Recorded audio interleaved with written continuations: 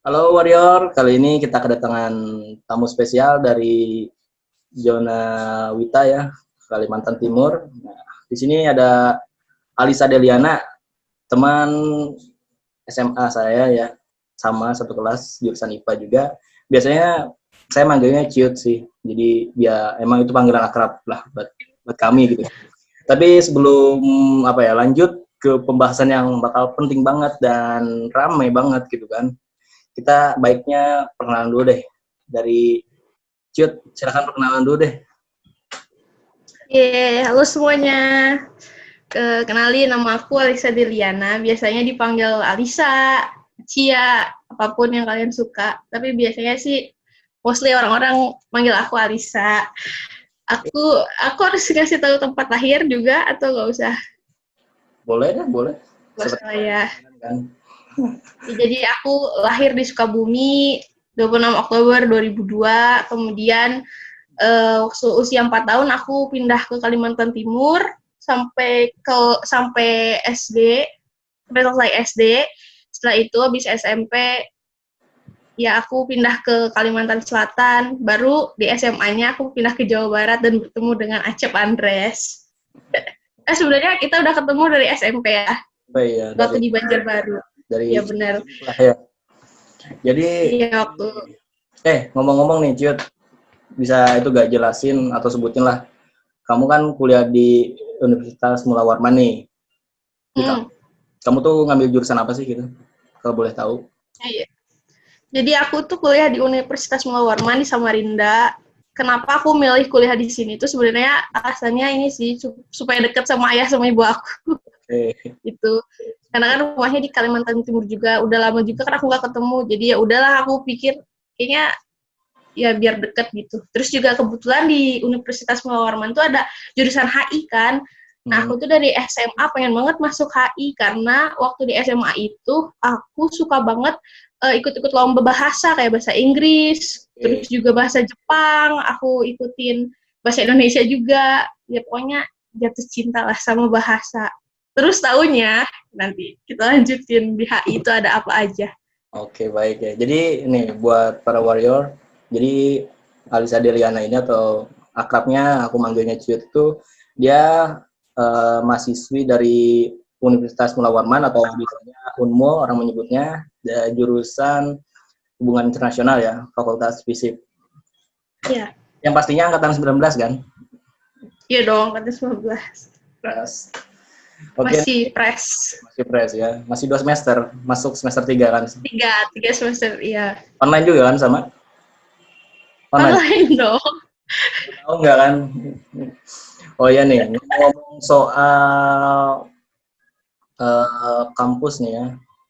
Kalau di sebelumnya masuk ke Unmul ini jalur apa nih? Aku masuk jalur SBMPTN. Oh, no, anak SBM ya, anak tes di Ya, SBM, pejuang SB. Dan ya waktu itu hektik banget sih. Aku ngejar pelajaran itu selama 2 bulan lah, 2 bulan 1 sampai 3 bulan yang benar-benar intensif belajar banget buat SBM. Ya. Karena waktu itu kan setelah ya, aku lintas minat. Kita lihat pengalaman Cio dari IPA ke IPS itu gimana ntar. Tapi sebelum membahas itu, pengen tahu dulu dong, gimana sih kehidupan kampus di Unmul itu sendiri gitu. Tentang sosialnya gimana di sana, apakah welcome aja gitu semua orang di sana, terus terus jelasin lah sharing-sharing di HI itu gimana gitu. Ramai gak sih di HI itu? HI itu boleh jelasin nggak? Oke. So. Jadi waktu aku pertama kali masuk ikutan ospek, jadi gini deh. Jadi waktu ikutan ospek prodi, ospek fakultas, itu pertama kali aku tuh kaget.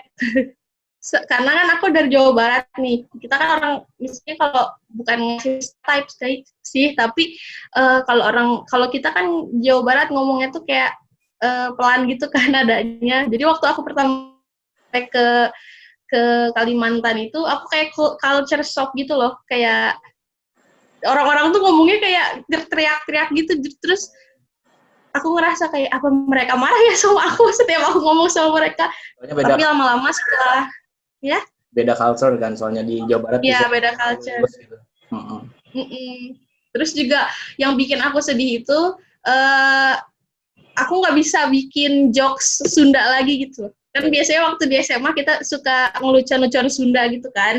Tapi waktu di Kalimantan itu aku nggak nemuin tuh, belum nemuin temen, sampai sekarang sih aku belum nemuin temen yang dari Jawa Barat, orang Sunda, yang bisa juga bahasa Sunda. Jadi kayak yang bikin aku sedih tuh ya gitu deh. Nggak bisa bikin jokes bareng teman-teman orang Sunda lagi. Ya bukan, ya gitulah. Maksudnya gitu. Itulah lingkup sosialnya menurut pengalaman Ciut ya berarti ya. Tapi orang-orang di sini sih welcome banget sih, hangat banget gitu. Aku pertama masuk aja langsung, maksudnya langsung punya teman gitu yang ngajak ke rumahnya bahkan. Jalan-jalan langsung. Jadi pokoknya untuk daerah di Kaltim, tepatnya di Unmul ya, pastinya welcome banget untuk mahasiswi di luar pulau untuk kuliah di sana lah intinya gitu ya. Oh iya, selain itu juga mungkin karena faktor ini ya, kalau di Kalimantan Timur itu masyarakatnya tuh homogen, ya, yang campur aduk gitu loh. Jadi dari berbagai daerah, bahkan ada yang dari Papua, dari Sulawesi, dari Bali, pokoknya dari segala macam, banyak mahasiswa-mahasiswa yang nggak cuma dari Kalimantan Selatan, Kalimantan Timur aja. Jadi ya, heterogen maksud aku. Masyarakatnya heterogen. Sama sih, nggak beda jauh sama Kalsel juga gitu pasti ya. Iya. Pendatangnya lah intinya gitu. Iya, banyak pendatang. Nah, ngomong-ngomong tadi kan tentang hubungan internasional gitu. Apa sih pelajari di situ tuh? Garis besarnya aja deh, garis besarnya. Oke, jadi HI itu kan kepanjangannya dari hubungan internasional. Seperti dulunya aku ngebayangin HI itu, mungkin kita belajar yang aku tahu kan gimana dari HI itu pasti jadi diplomat kan. Tapi pertama kali setelah aku 3 semester ini menjalankan kelas-kelas di HI, ternyata HI itu nggak cuma ngebikin kita jadi diplomat aja, bahkan HI itu multidisipliner ilmu kan, jadi ilmu sosial tuh ada di HI. Seperti ilmu politik internasional, hukum internasional, ekonomi internasional, bahkan sebelum itu kita diajarin juga sistem ekonomi Indonesia kayak gimana, sistem politik Indonesia kayak gimana. Cuman emang di HI itu pokoknya kita belajar untuk bagaimana kita mengerti sistem kerja dunia ini gitu. Kayak ya antara negara dengan negara, bagaimana mereka berinteraksi, bahkan juga gimana sih bentuk diplomasi antara bentuk diplomasi antara negara dengan negara. Tapi nggak cuma hanya negara juga, ternyata setelah aku belajar di HI juga, ternyata sistem dunia itu juga dipengaruhi oleh aktor-aktor yang lain, seperti organisasi internasional kayak PBB kayak gitu. Terus juga organisasi maksud aku organisasi non-government, organisasi non-pemerintah seperti Greenpeace, kamu tahu kan? Pernah dengar Greenpeace? Beritanya juga.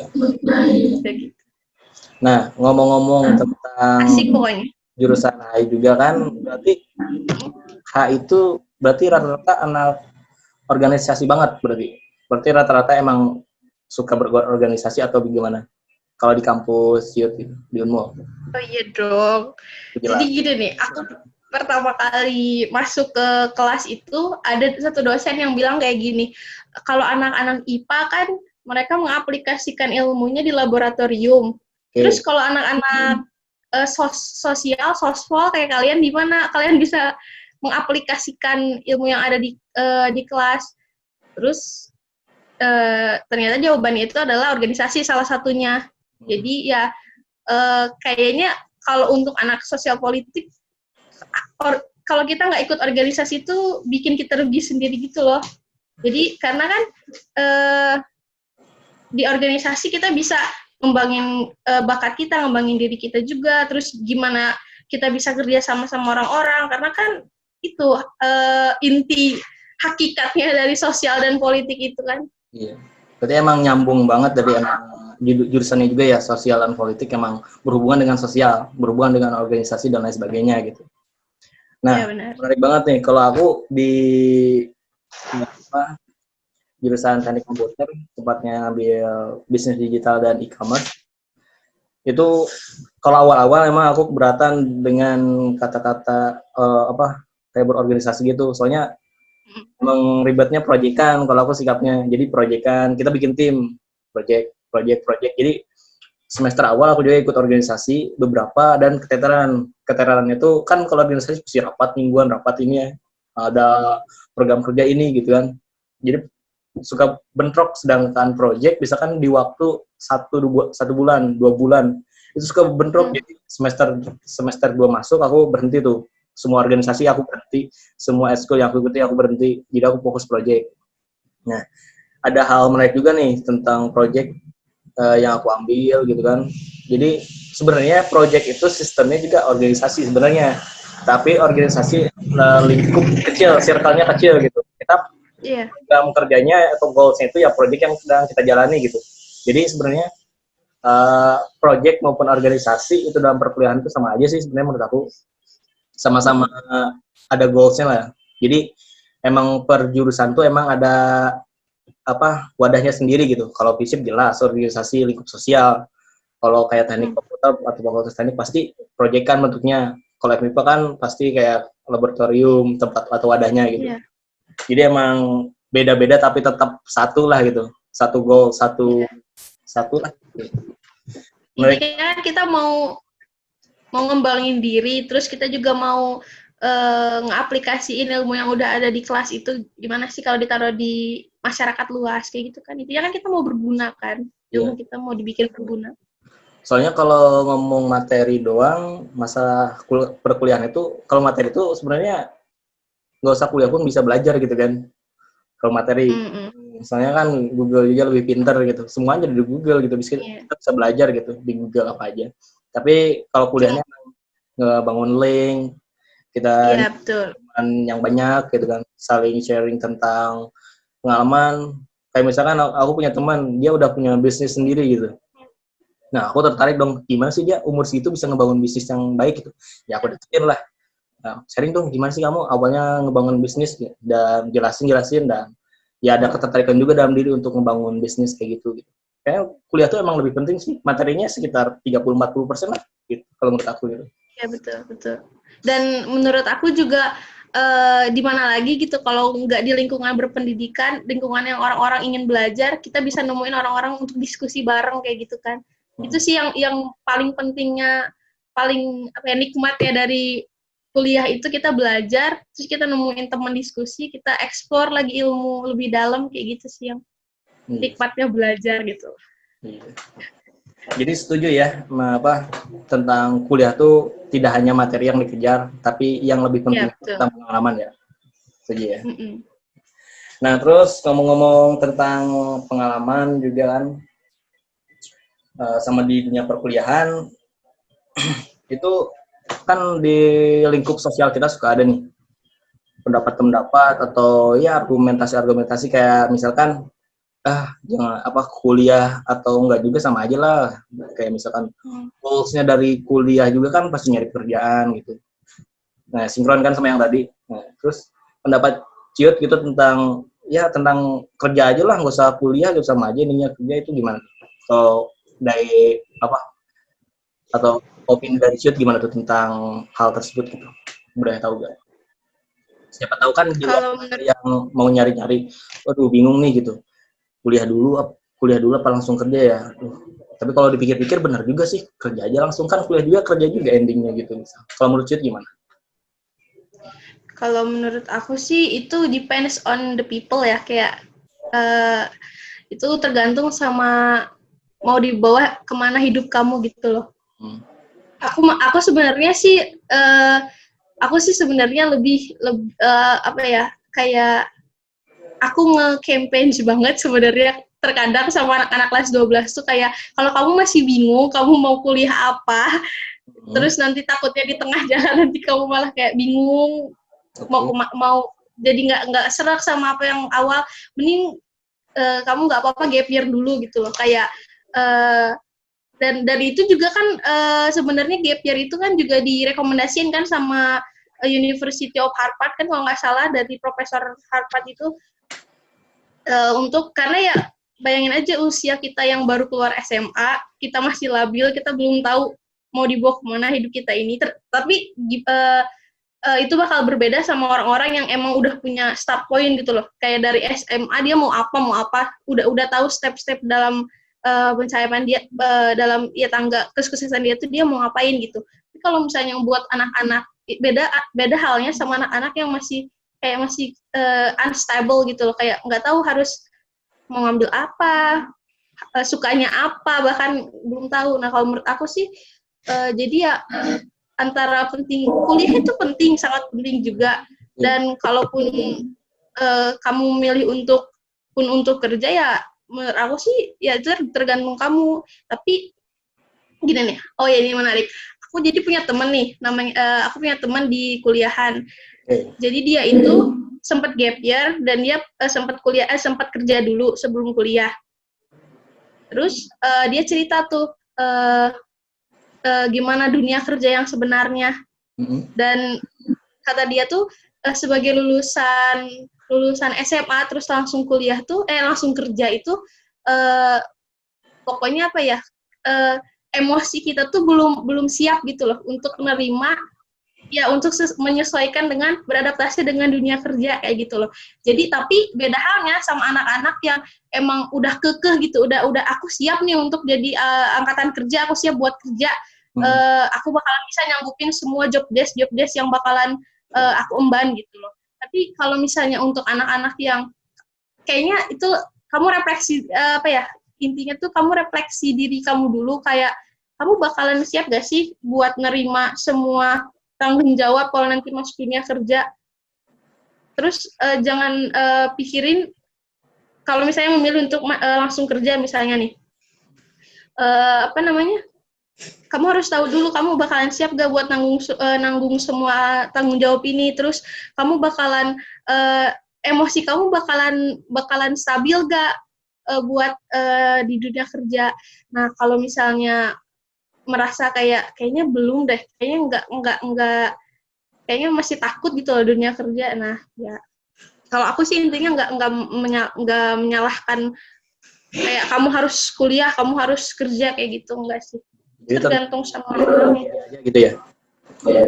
Jadi poinnya, tapi kalau yang aku tanggapi poin dari yang dipaparin oleh Ciut sendiri tadi, yang pertama masalah gap year itu sendiri itu nggak selalu negatif gitu kan. Itu bagus kalau kita emang punya belum masih labil gitu, belum siap dalam situasi perkuliahan gitu. Jadi masih banyak yang harus kita siapin dulu gitu, matangin, baik itu pemilihan jurusan ataupun dan lainnya gitu.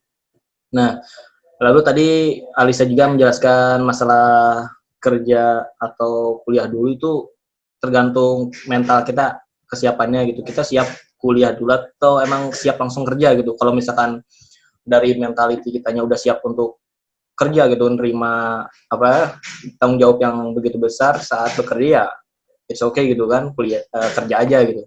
Tapi kalau misalkan kita berkuliah pun itu sangat baik juga gitu. Soalnya kuliah itu emang the way untuk kita ke proses selanjutnya, yaitu bekerja juga pada endingnya. Gitu. Tapi kan itu masalah ada orang yang memang diberikan kesempatan untuk berkuliah, ada juga yang tidak gitu. Jadi gitu buat dari Alisa gitu, dari Ciut, untuk pesan gitulah untuk yang berkuliah, itu yang berikan kesempatan untuk berkuliah, dan juga pesan untuk yang emang kerja gitu kan. Terus pesan juga buat maba sekarang, pesan lagi juga buat pejuang PTN atau PTS 2021. Sok 4 pesan, berarti 4 pesan. Banyak banget. Gak apa-apa. Yang pertama, untuk anak-anak yang berkesempatan kuliah, udah mendapatkan bangku kuliah di PTS ataupun PTN ataupun perguruan tinggi di luar negeri, sebagai anak Indonesia kalian harus bersyukur banget karena kalian itu merupakan bagian dari 35% generasi Indonesia yang bisa mendapatkan kesempatan untuk belajar di perguruan tinggi, karena kalian bisa ngerasain sendiri kan, khususnya buat anak-anak SBM ataupun SN ataupun ujian mandiri yang beribu-ribu orang gitu loh berusaha untuk masuk ke satu bangku, iya, ke satu universitas dengan ribuan pesaing. Jadi kayak kan nggak banyak yang diterima kan sama perguruan tinggi kan, mereka juga punya batasannya sendiri, kualifikasinya sendiri. Nah, jadi kita yang sudah mendapatkan kesempatan ini harus dikerjakan semaksimal mungkin, harus sadar diri gitu loh, kayak kita ini udah dikasih kesempatan untuk kuliah yang dimana nggak banyak orang yang bisa seperti kita gitu loh, yang mendapatkan kesempatan seperti kita, mungkin karena mereka faktor ekonomi ataupun segala macamnya. Ya, yang harus kita lakukan, kita belajar sebaik-baiknya di kampus, kita cari teman sebanyak-banyaknya, cari link, bukan link ya, cari networking lah. Ya, sebanyak-banyaknya, seluas-luasnya kayak gitu. Resap ilmu sebanyak-banyaknya, harus seperti spons yang meresap ilmu, yang lapar sama ilmu pokoknya. Karena gimana ya, karena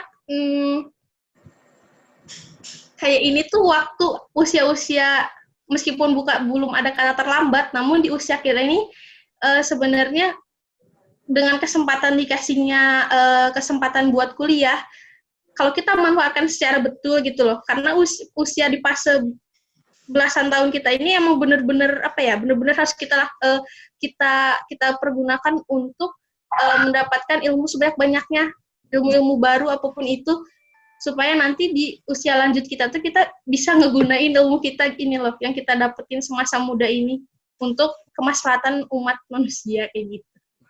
Oke. Aku sih gitu. Terus kalau untuk yang kerja, apalagi tadi? Yang kerja, berarti tapi sebenarnya sama sih menurut aku. Jadi ada job desk-nya masing-masing lah. Kalau kuliah pun berarti kita punya tanggung jawab sebagai mahasiswa. Karena kita tuh maha dari siswa-siswi gitu. Karena kita udah maha. Jadi walaupun kita kuliah, kita sebagai mahasiswa atau siswi ataupun kerja, sebenarnya pesannya sama. Berarti kita ya peran masing-masing aja gitu.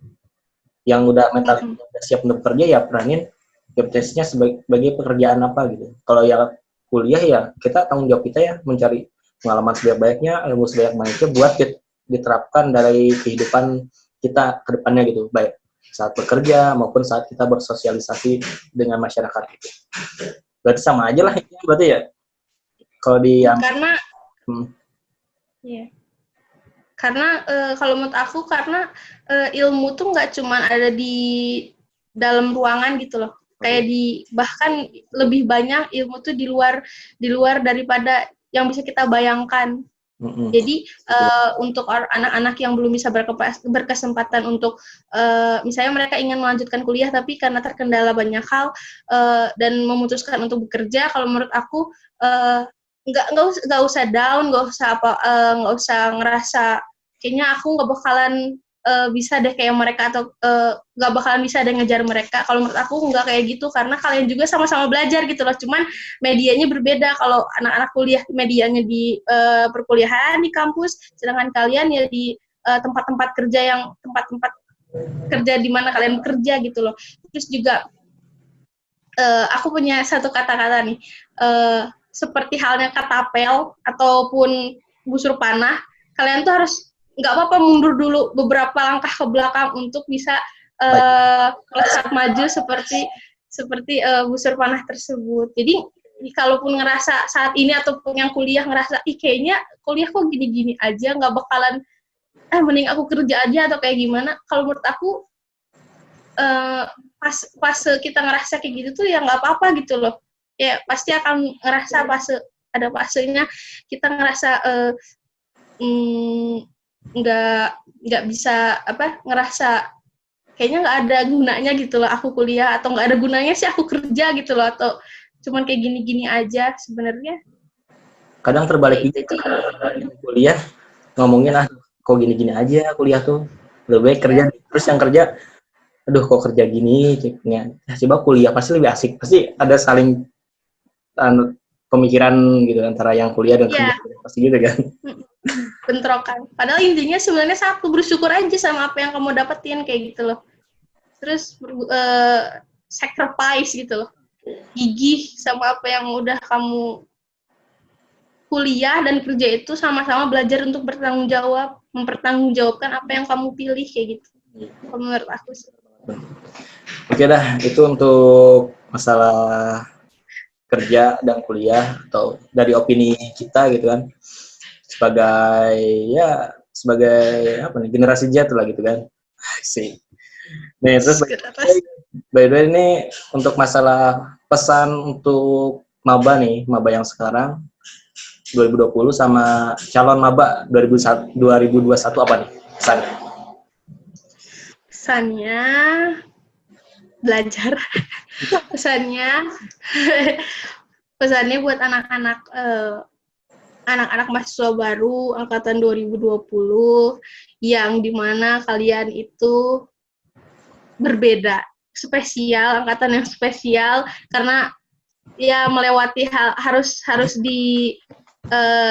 berada di tengah-tengah kondisi yang nggak pasti kayak gini, kayak ada pandemi corona kan, terus juga ospek yang mungkin udah kalian bayangin dari SD atau SMP gitu, kayak asik gitu kuliah, ospek dimarah-marahin seniornya, kayak gitu-gitunya yang udah kalian bayangin ternyata ya cuman di depan layar kayak gitu loh. Tapi yang perlu kalian ingat itu perjuangan kalian untuk bisa masuk ke perguruan tinggi tersebut. Berapa malam yang kalian habiskan untuk ngelahap buku-buku itu loh, buku SBMPTN, berapa soal yang harus kalian kerjain supaya bisa masuk ke universitas impian kalian kayak gitu. Jadi kalau menurut aku ya meskipun keadaan seperti ini ya harus tetap semangat kayak gitu. Dan harus tetap bersyukur sama apapun yang udah kita dapatkan kayak gitu. Terus Betul banget sih. Soalnya kan masalah ospek offline atau online itu sebenarnya tujuannya sih sama aja, ingin memperkenalkan kampus, tapi medianya aja yang berbeda gitu. Kalau penyikapannya sih kalau menurut aku ya kita terima aja gitu. Toh nanti juga kalau kita udah secara offline bakal ngelihat gitu kampus kita seperti apa dan bagaimana gitu di situasi di kampus tersebut.